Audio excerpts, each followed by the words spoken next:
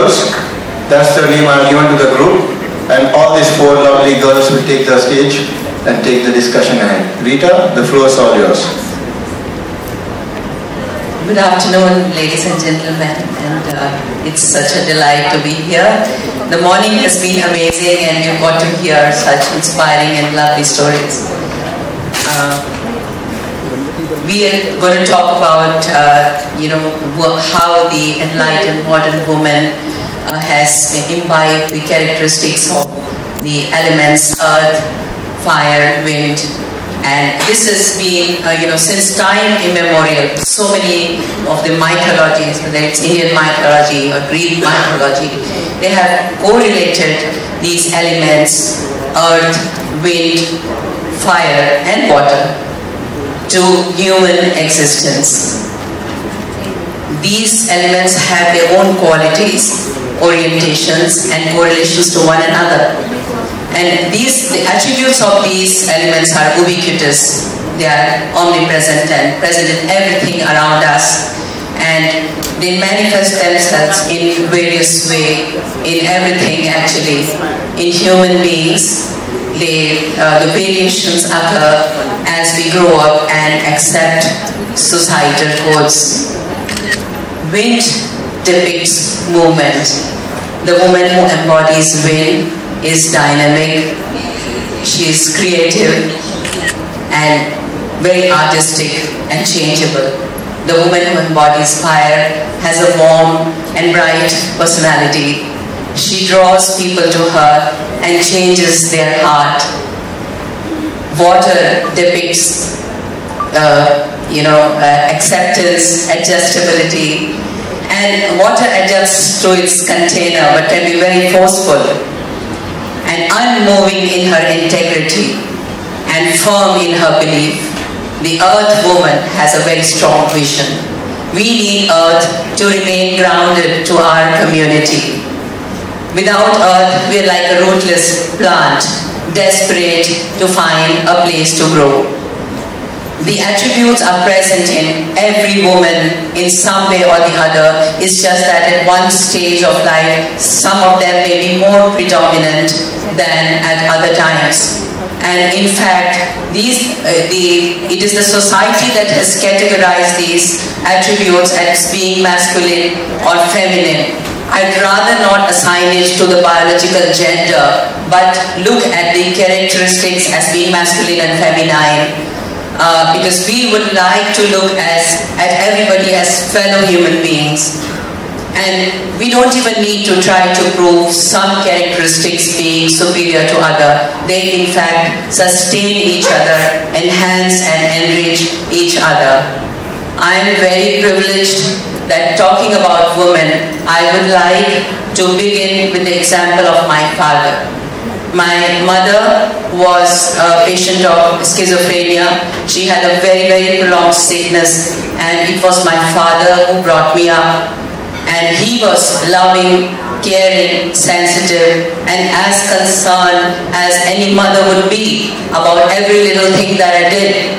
And these would conventionally be called feminine traits by the society. But the very fact that he had these characteristics made him be perceived by me as more masculine. And somehow, by a streak of destiny, this triggered down to my life when my son was challenged with autism. 30 years ago, there was no awareness in the society regarding autism. And I had to play the role of a father for him and do so many things which the society may think of being masculine.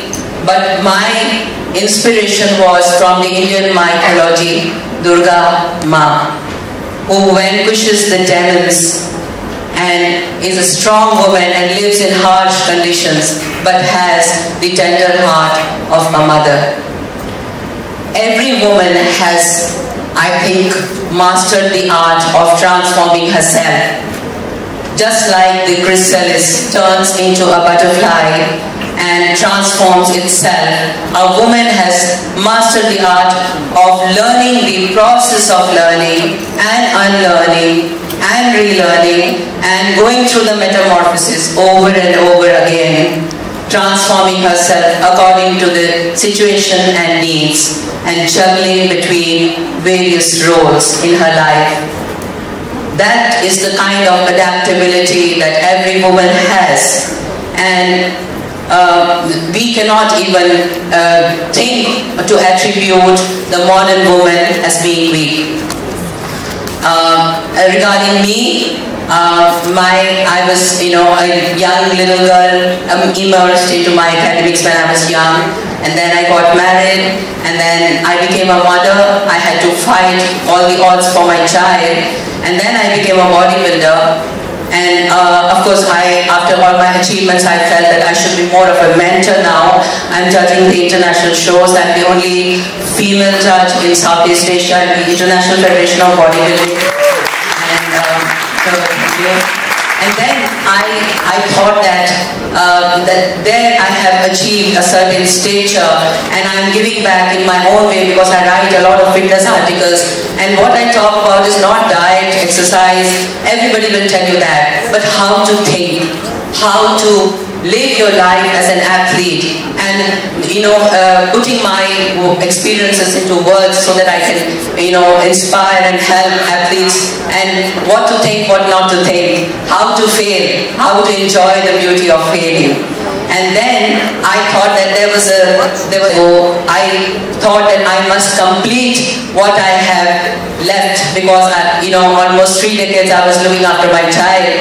So I have been able to pursue that now, and I never cried. I have been through a lot, but I always thought, okay God, you can give me all the challenges, make me cry, but I'm not going to cry, I'm just going to smile. And we just learn, being happy is our, it's not a consequence of our circumstances, but our actual disposition. I have with me many diamonds here.